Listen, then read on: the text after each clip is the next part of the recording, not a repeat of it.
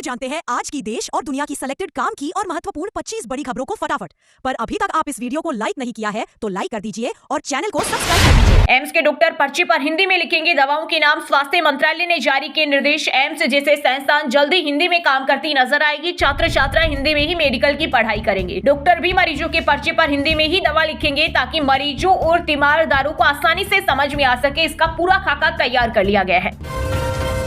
राजस्थान में जो किसान मर गए उनके नाम से उठाया पैसा। खेत में सरसों थी, वहां गेहूं बताया। पीएम फसल बीमा योजना में करोड़ों का फर्जीवाड़ा। दरअसल पीएम फसल बीमा योजना के तहत किसानों को मिलने वाले फसलों के क्लेम में ठगी का बड़ा पर्दाफाश हुआ है। सैकड़ों किसानों की जमीन पर फर्जी बटाईदार बनाकर उनका बीमा किया गया। फिर वहाँ फसलों को नुकसान दिखाकर करोड़ों रुपए के क्लेम उठाए गए। चौंकाने वाली बात ये है कि जमीन के असली मालिकों को इसकी भनक तक नहीं है। 2 दिवसीय गुजरात दौरे पर पहुंचे पीएम मोदी सरदार वल्लभ भाई पटेल की 150वीं जयंती पर दी बड़ी सौगात। स्टैच्यू ऑफ यूनिटी परिसर के 1140 करोड़ के प्रोजेक्ट समेत कई परियोजनाओं का किया उद्घाटन शिलान्यास। सुप्रीम कोर्ट और केंद्र सरकार का बड़ा फैसला। ओपीएस बहाली पर ओपन हुआ 2025 का नया दरवाजा। अब सरकारी कर्मचारियों को फिर मिलेगा पुराने पेंशन का लाभ। विशेषज्ञों का मानना है कि इससे सरकारी कर्मचारियों का मनोबल बढ़ेगा और नौकरियों में आकर्षण फिर से लौटेगा। मोदी के हाथ में नीतीश का रिमोट कंट्रोल। नालंदा के नूरसराय में राहुल गांधी बोले पीएम ने बटन दबाया और सीएम बोलने लगते हैं बिहार को बदलने का दावा झूठा। वोट के लिए ड्रामा करते हैं प्रधानमंत्री मोदी वोट के लिए कुछ भी कर सकते हैं।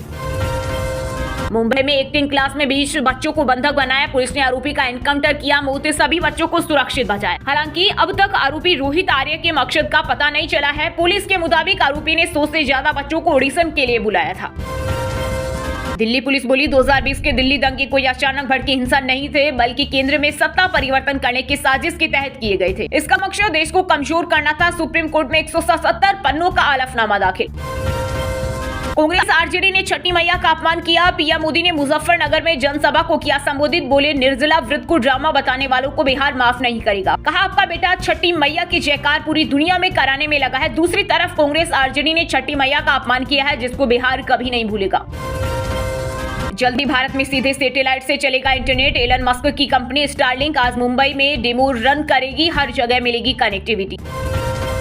चक्रवात मोंथा कमजोर पड़ा, लेकिन यूपी बिहार और नेपाल तक असर। एमपी में तेज हवाओं से गिरा तापमान। राजस्थान के कई जिलों में हुई बूंदाबांदी। आंध्र प्रदेश में 3 लोगों की मौत।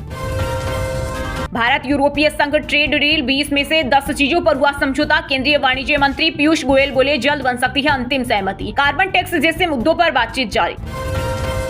पटाखे फोड़ना और लाउड स्पीकर बजाना किसी धर्म में नहीं लिखा। सुप्रीम कोर्ट के पूर्व जज अबे ओक बोले दुर्भाग्य की बात है कि किसी भी राजनेता धर्मगुरु ने जनता से त्योहार मनाते समय प्रदूषण न फैलाने और पर्यावरण को नष्ट न करने की अपील नहीं की। अयोध्या में भारी संख्या में श्रद्धालुओं के पहुंचने के कारण घाटों पर जगह नहीं। खराब मौसम और बारिश के बावजूद 42 किलोमीटर लंबी 14 कोसी परिक्रमा कर रहे पुलिस और खुफिया एजेंसियां अलर्ट। ड्रोन कैमरों से की जा रही निगरानी। लालटेन युग वाले बिहार को नहीं दे पाएंगे बिजली। मुजफ्फरपुर में पीएम मोदी बोले आरजेडी का नुकसान चाहते हैं कांग्रेस। बिहारियों को गाली देने वालों को प्रचार में बुला रही, बड़ी साजिश चल रही। यूपी में धर्म परिवर्तन का खुला रेट। एक आदमी जोड़ने पर 25,000। मिशन रीच का मुख्य टारगेट अब फर्स्ट जनरेशन। वाराणसी पुलिस के पास पहुंचे कई मामले।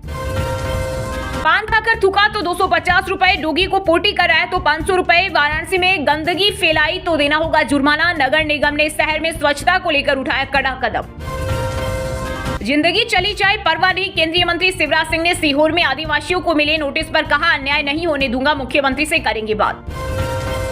भारत सरकार थाईलैंड से 500 भारतीयों को वापस लाएगी। नौकरी के लालच में म्यांमार पहुंचे, वहां सेना का छापा पड़ा तो थाईलैंड भागे। 6 साल बाद मिले अमेरिकी प्रेसिडेंट ट्रंप और चीनी राष्ट्रपति जिनपिंग। साउथ कोरिया में एयरपोर्ट पर दोनों नेताओं के बीच 100 मिनट चली बैठक। ट्रंप ने चीन पर घटाया 10% टैरिफ। वहीं चीन अब अमेरिका को रेयर अर्थ मेटल देगा और सोयाबीन भी खरीदेगा।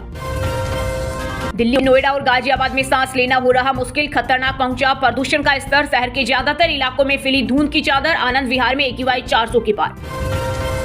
वैशाली में प्रचार करने पहुंचे तेज प्रताप को आरजेडी समर्थकों ने खदेड़ा। इस दौरान तेजस्वी जिंदाबाद के लगाए गए नारे। वहीं गयाजी में हिंदुस्तानी आवाम मोर्चा के विधायक अनिल कुमार के काफिले पर हुआ हमला। पुलिस ने 9 लोगों को हिरासत में लिया। राम मंदिर के शिखर पर लहराएगा 11 किलो का ध्वज। 22 गुना 11 फीट का होगा ध्वजारोहण। समारोह के बाद 26 नवंबर से पूरा मंदिर देख सकेंगे श्रद्धालु। चिप कंपनी एनवीडिया की वैल्यू $5 ट्रिलियन पार पहुंची। भारत की जीडीपी से 90 लाख करोड़ ज्यादा कंपनी मोबाइल, ड्रोन्स, ऑटोमेटिक गाड़ियों के चिप बनाती है। चुनाव से पहले सीएम नीतीश कुमार ने याद दिलाया लालू का जंगल राज। एक्स पर लिखा, पहले टूटी फूटी सड़कें बिहार की पहचान थी, बिहार कहलाना अपमान की बात थी।